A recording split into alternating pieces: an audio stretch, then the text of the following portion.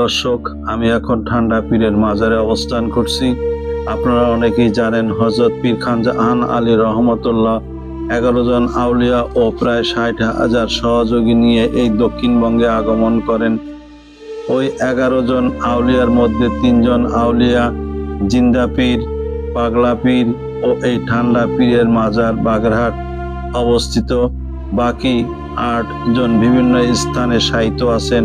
এই ঠান্ডা পীর হযরত পীর খানজাহান আলী রহমাতুল্লাহর অন্যতম সহচর ছিলেন।